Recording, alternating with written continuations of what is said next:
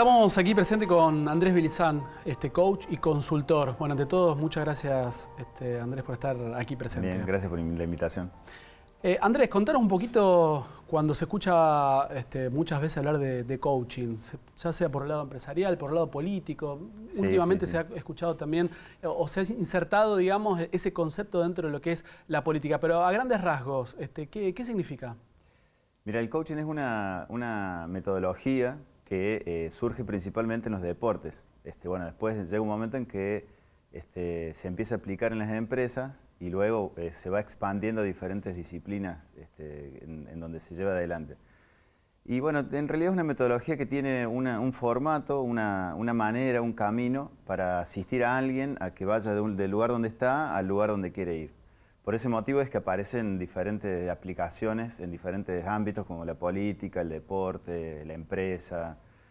Y dentro de cada ámbito también hay, digamos, gente que se especializa por ejemplo, para ventas, para gerencia, para diferentes tipos lugares dentro de la empresa. Y lo mismo que en los deportes, por ejemplo, para los técnicos, para los equipos. Hay deportes individuales, hay deportes en equipo, así que los coaches se especializan, digamos, en cada lugar de esas disciplinas. Bien, podríamos decir que es algo aplicable netamente a cualquier disciplina para cualquier persona, digamos, en lo que respecta a su utilización, digamos, cualquier persona Exacto. común, digamos, ¿no? Por decirlo de alguna manera, no necesariamente tiene que ocupar un cargo gerencial o bien político, se puede utilizar para la vida misma en sí. Claro, claro, sí.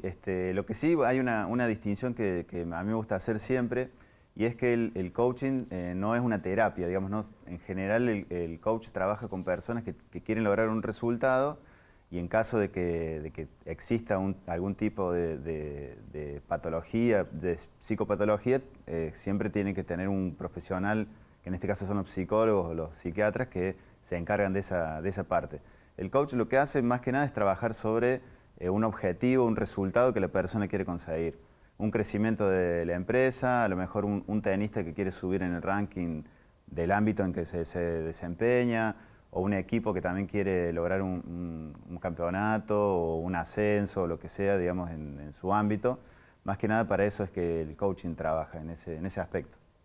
¿Qué influencia tienen lo que son las nuevas tecnologías, sea redes sociales o bien todo el cambio que viene de la mano con la irrupción de todos estos medios? ¿Tiene algo, digamos, alguna injerencia, más que nada en la masividad o en la forma como está penetrando actualmente Sí. en la sociedad? Vos sabés que en realidad para mí, mi forma de ver en ese sentido es que lo que ha generado las redes sociales, internet y todas estas formas nuevas de comunicarse, sobre todo con la llegada del teléfono, que nos permite tener mucha información en muy corto plazo, digamos, con el acceso. A mí a veces me da pereza prender la compu porque yo ya en el teléfono puedo hacer todo. Entonces eso ha generado no tanto un cambio en lo que es el coaching en sí, sino en la gente. Hay un acceso muy grande a la información, entonces muchas más personas hoy en día están informadas de las posibilidades que tiene el coaching y de las otras posibilidades que hay fuera de su ámbito más cercano. Entonces a mí me parece que ese es el cambio más profundo que se ve y bueno, y tiene un efecto en las personas ese acceso a la información. Cambia totalmente la persona, que era como era hace muchos años.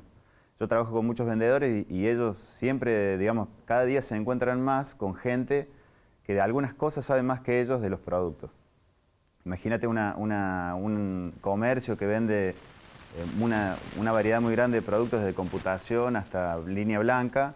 Bueno, puede ser que haya una persona que va a comprar un producto de línea blanca que sabe más que el vendedor del motor que tiene, el consumo que puede llegar a tener. Bueno, entonces eso es lo que plantea para mí desde mi punto de vista un escenario nuevo con una persona mucho más informada que conoce muchas cosas que antes no tenía acceso.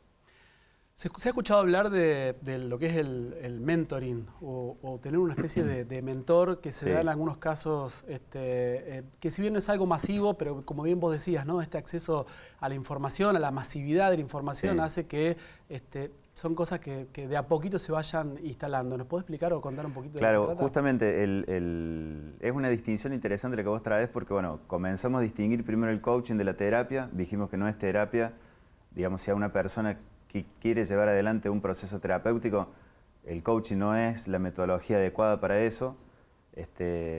Luego, la mentoría un mentor es una persona que ha logrado algo, por ejemplo, es gerente o es dueño de su empresa o es técnico de un equipo de fútbol, y lo que tiene es una persona que va a guiar a llegar a ese mismo lugar. El coach no necesariamente tiene que, digamos, las competencias que tenemos los coaches no tienen que ver con saber el camino a.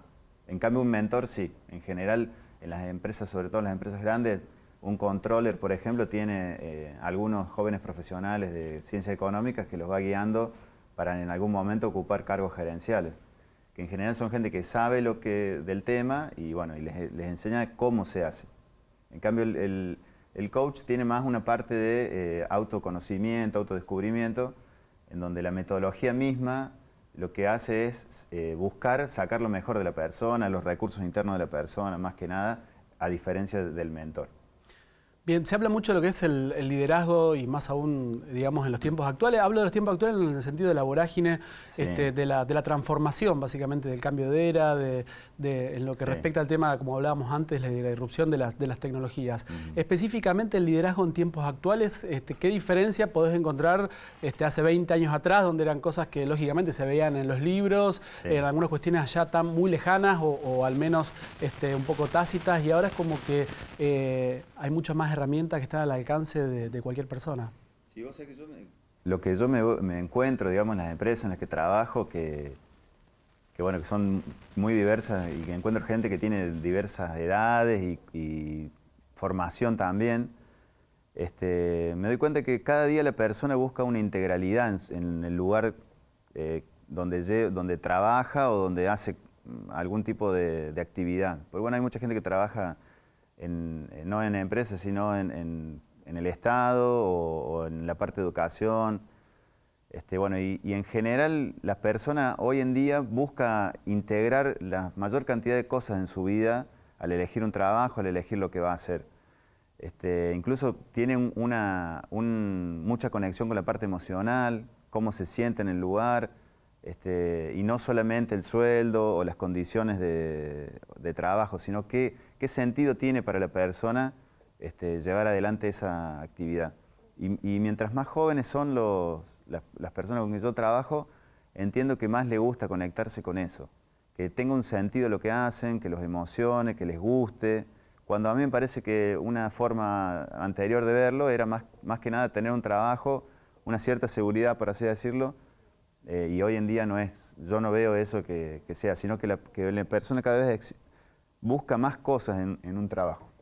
Y también me imagino tiene que ir un poco de la mano de la motivación, en cierta forma, en cierta manera. No Sí. solamente, digamos, de quizás disfrutar o no de lo que le gusta, pero sí medianamente estar motivado en el sentido de tener la impronta a la hora de resolver determinados conflictos en su día a día. Y como bien hacía referencia, tanto sea en el ámbito público como Claro. privado, es una cuestión, digamos, para convivir y saber llevar el día a día, como bien hacía referencia, en lo que puede ser eventual resolución de conflictos. ¿Cómo lo ves en ese sentido?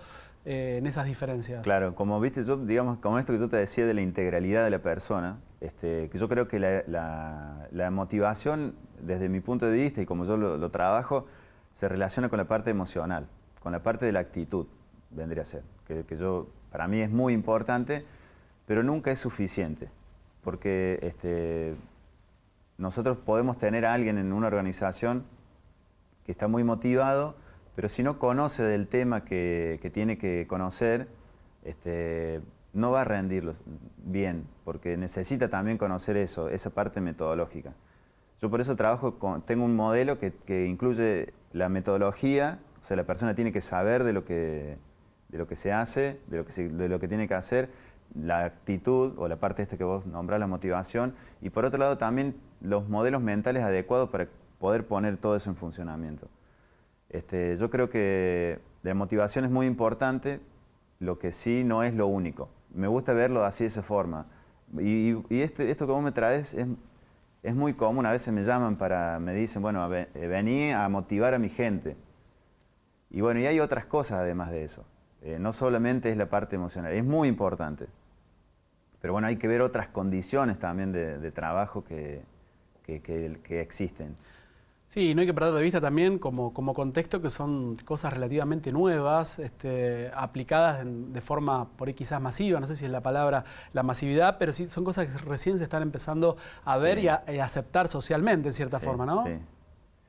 Sí, vos fíjate que digamos, en general en las organizaciones vienen de un diseño mucho más rígido de como es ahora.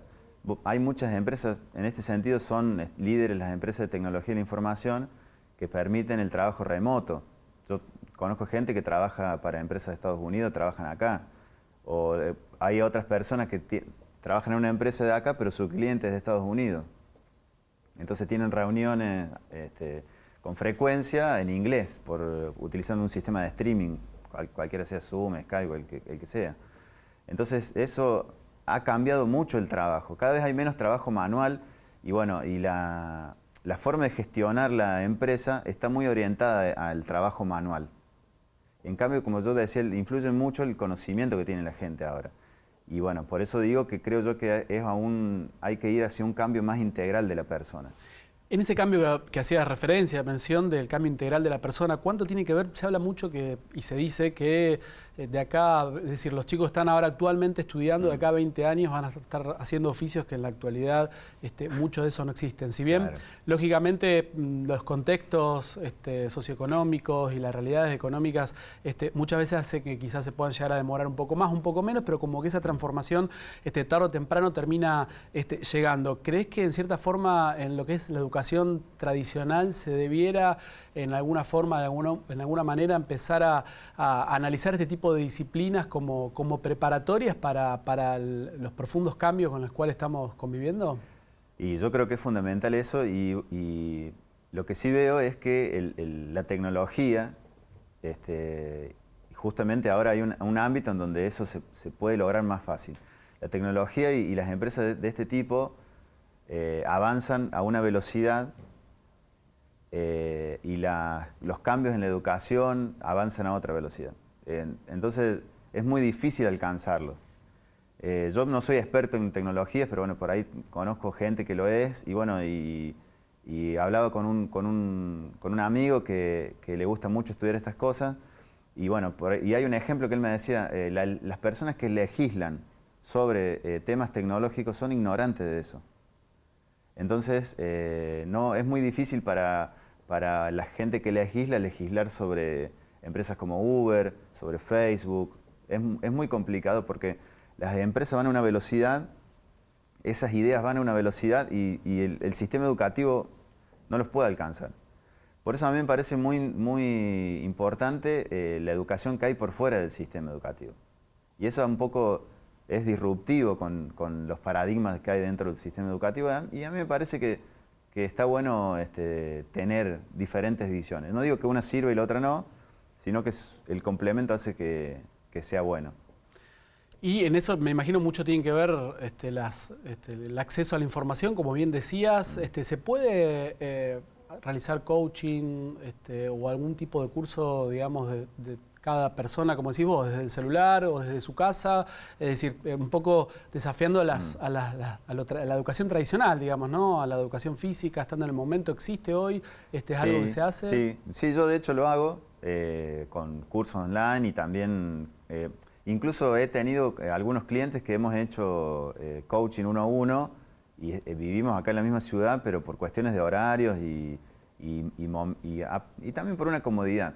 Lo que sí, generalmente esos clientes son gente más joven, que tienen al teléfono, tienen a la tecnología como algo más asimilado, digamos. No es que lo tienen que incorporar, sino que ya lo tienen incorporado y funciona muy bien.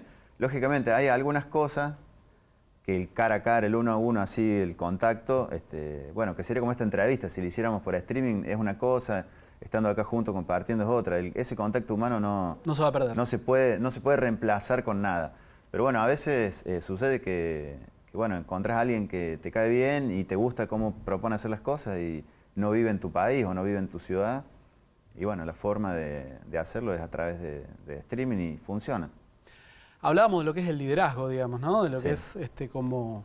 como disciplina. Cualquier persona está preparada en cierta forma, puede estar, se puede preparar para poder ejercerlo, ya sea en cualquier actividad o disciplina, y hablamos ya sea desde ámbito público, privado, desde un club, desde alguna asociación, o volviéndolo a la política, digamos, ¿no? ¿Cómo es la construcción de un liderazgo que pareciera, digamos, algo allá frío, lejano, pero ¿por dónde se empieza? ¿Cuáles son los pilares fundamentales? Explícanos un poquito. Sí, bien. Justamente también a mí me parece interesante entender que muchas veces la concepción de liderazgo también está enmarcada dentro de esa forma de organizar, de organización con un gerente y de luego con un gerente general, luego sus gerentes que tengan sus capataces y a su vez sus empleados, de esa forma como de pirámide que se le suele llamar, que tienen las organizaciones. A veces se cree también que el líder es simplemente ese, que hay gente que tiene gente que lo sigue.